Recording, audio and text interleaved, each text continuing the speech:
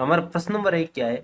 हमारा question number 1 है कि यदि 8 जनवरी 2004 को सोमवार था तो 9 जनवरी 2005 को कौन सा वार होगा?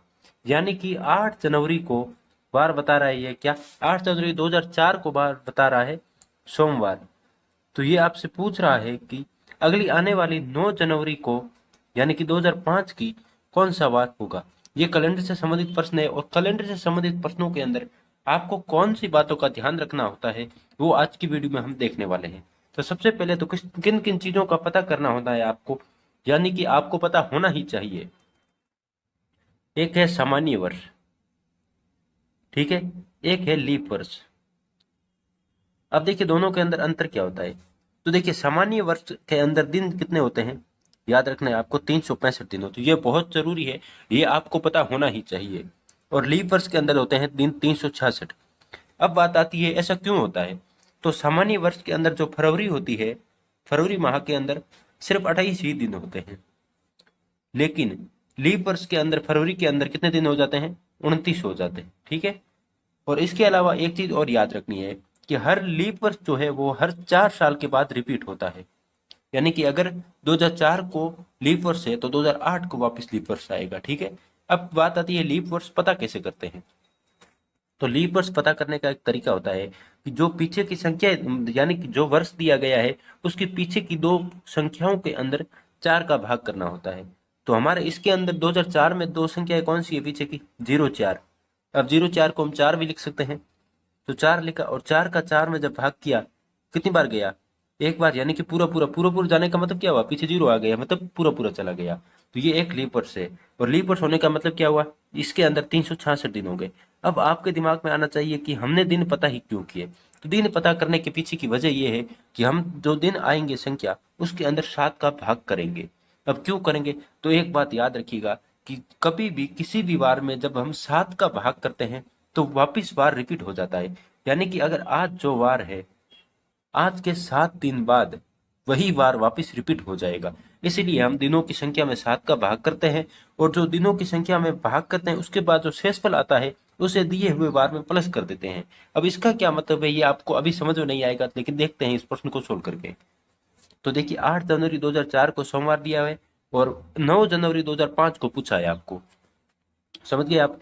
अब देखिए सबसे पहले तो क्या करेंगे, दिन कितने आ रहे हैं इसके अंदर 366, तो पूरे पूरे एक साल के हो गए, प्लस प्लस क्या कह क्यों कह रहा हूं मैं, 8 जनवरी 2004 से 8 जनवरी 2005 तक कितने दिन हो गए 366, प्लस एक दिन क्योंकि ये 9 बता रहा है तो प्लस ये भी एक हो गया, तो कितने दिन हो गए 367 दिन हो गए, समझ रहे हैं ना आप। तो कितने दिन हो गए 367 दिन। अब 367 दिनों के अंदर हमें 7 का भाग करना पड़ेगा। और 7 का भाग क्यों कर रहे हैं, क्योंकि हर 7 दिन के बाद वार रिपीट हो जाता है, याद रखिएगा। जब हम 7 का भाग किया तो कितनी बार गया, 7 5 35, पीछे बचा एक और 7 तो उतार लिया। अब वापिस किया हमने 7 दूनी 14,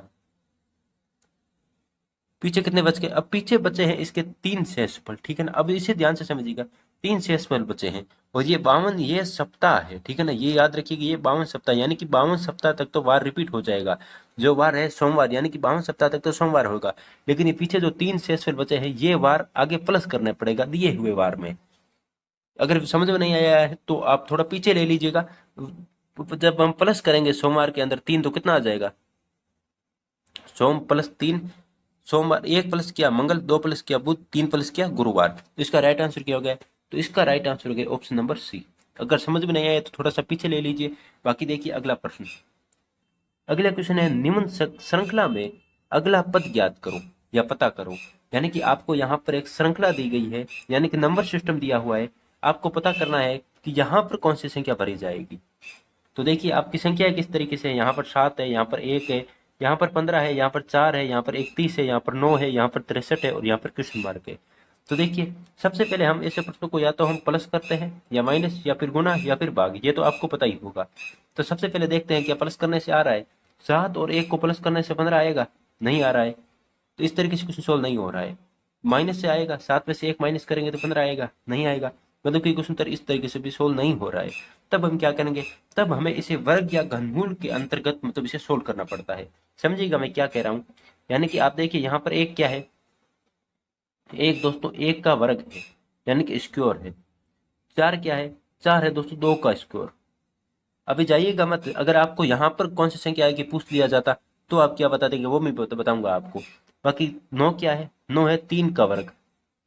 तो यहाँ पर कौन से का वर्ग आएगा? 4 का वर्ग आएगा, क्योंकि यहाँ तक 1 2 3 चले हैं तो यहाँ पर भी 4 का। तो 4 का वर्ग क्या होता है? 4 का वर्ग होता है 16। तो 16 राइट आंसर क्या हो जाएगा? Option number C. लेकिन अगर आपको पूछ लिया जाता है यहाँ पर कौन सी संख्या आएगी, तो कैसे करते आप? क्या मतलब है कि ये तो अपने कोड कर लिया, मतलब डिकोड कर लिया, इनका तो पता कर लिया हमने, ठीक है। लेकिन अगर ये पूछ लेता यहाँ पर आगे क्या आएगी तो कैसे करते? तो देखिए ध्यान से, इसने क्या किया है, इसके यहाँ पर 7 है और यहाँ पर 15 है। तो 7 में क्या करे कि 15 आ जाए। तो 7 को अगर 2 से गुना करके 1 प्लस कर दे, 2 से गुना करके प्लस 1 कर ले, 7 दूनी 14 और प्लस 1 15। वैसे ही 15 को 2 से गुना करके प्लस 1 कर दे, 15 को 2 से गुना किया 30, 30 में प्लस 1 किया 31। वैसे ही आगे भी करेंगे, 31 के अंदर 2 का भाग किया 62, फिर 1 जोड़ा 63। वैसे ही आगे भी कर लेंगे, 63 को 2 से गुणा करेंगे, 63 को 2 से गुणा करेंगे कितना आ जाएंगे? 60 60 120, 3 3 6, 120 6 126, 126 और 1 जोड़ेंगे तो कितना आ जाएगा? 127। तो यहाँ पर क्या आ जाता? 127 आ जाता, ठीक है ना। तो यहाँ पर अगर पूछा जाता तो आपको 127 आ जाएगा, अगर यहाँ पर पूछा जाता तो ये आ जाएगा। बाकी इस चैनल को सब्सक्राइब कर लीजिएगा, आपको इसी वीडियो पर, इसी चैनल पर आपको ऐसी मस्त अच्छी अच्छी वीडियोस मिलती रहेगी। सब्सक्राइब जरूर कीजिए, आपके चैनल के नीचे दिया हुआ है, वीडियो के नीचे एक बटन दिया हुआ है।